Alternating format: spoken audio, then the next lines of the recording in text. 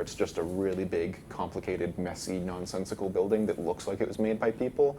But when you zoom in on it and like look at how the nails were put into the foundation, it's like, who would ever build a building this way?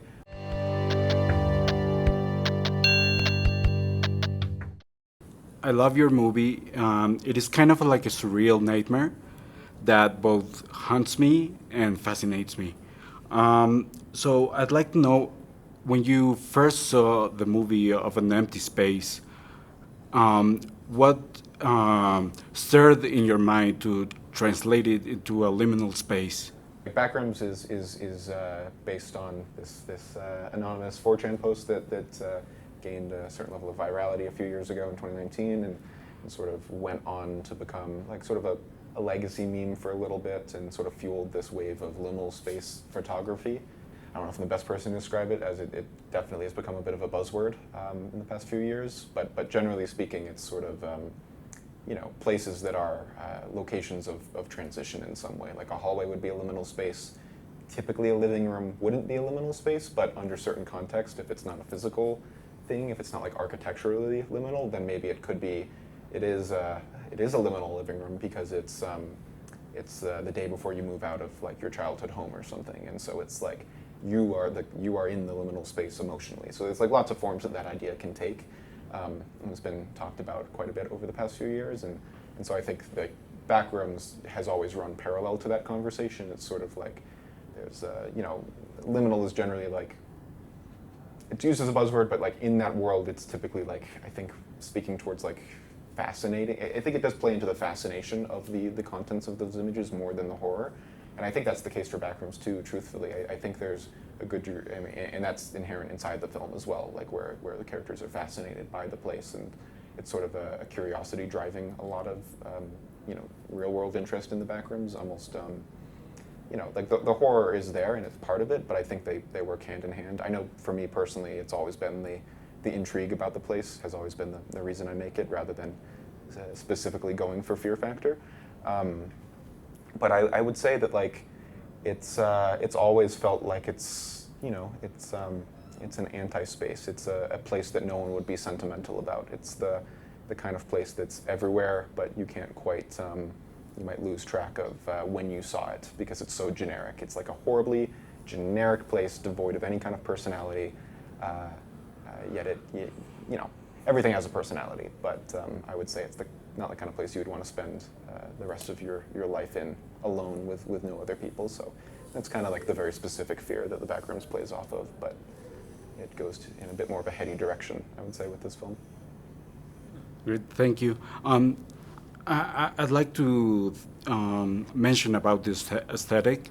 It reminds me of a surreal artist called Giorgio de Chirico. Did you have in mind any surreal movements? I don't, not consciously. I'm sure I've like been subconsciously pulling from so many things, because you can't not do that. That's like is inherent to art. But I think, I think it's. I can't give like a perfect answer, an academic answer to that, unfortunately. But I think generally, like so much of this has arisen out of just. I think maybe because it starts from a place of sci-fi, and then maybe just the way I cover things focuses on mundane details in a way that incidentally starts to sort of add a level of realism to the surreal. Like I care a lot about letting the work feel grounded and making sure the Backrooms, while I think you can aptly describe it as dreamlike, I always try to make sure that in my body of work, when I portray the location of the Backrooms, it feels very, while you have to go through a wall to get into it, the rest of it does kind of just feel like a building. Like it's not like you turn around and suddenly there's a different room where things are morphing. I think I've always found the idea in the architectural horror of it to sort of be reliant on the, to really feel effectively like you get lost. I think if the fear of being lost, I think kind of starts to fall apart or becomes too strong in a negative way if it truly is like you round the corner and suddenly you go back the way you came and it's a totally different area. I think that just, it damages the human mind's ability to, map its environments to a point where you just kind of lose context, and it's not it's not in like the medium spot where it's just a really big, complicated, messy, nonsensical building that looks like it was made by people. But when you zoom in on it and like look at how the nails were put into the foundation, it's like, who would ever build a building this way? Why is there a door leading to just like an empty wall? It's like there's lots of little things that don't quite add up, and I think it's more of that nuanced approach. It's almost grounded, I think, is where the feeling really comes out. Thank you. And the movie also speaks to me about the fading memory. Mm-hmm. What is the horror, or how do you translate the trauma into the movie? Yeah, I think Backrooms, again, like has always been, to me, a certain physical reflection of how memory works in some ways. At least my version of it is, where it very much, seems to include a lot of, without speaking like firmly about what's actually happening, like, just from watching the film, you can see spaces from elsewhere in the outside world that maybe are from some point in time that are now included in the Backrooms in some way. A lot of what we see in the film is about things being remembered and being remembered incorrectly and being remembered over and over again obsessively, like not necessarily by, it's hard to say if the Backrooms is like, I don't usually call it an organism, but it definitely follows a fairly,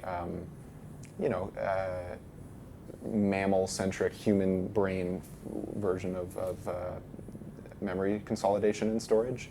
And I think that narratively there's a lot there around, like inherently the whole liminal space conversation comes out of, reflection on memory and the way memories fade and warp and what gets exaggerated and what gets left out. So I think it's all in conversation with itself, sort of.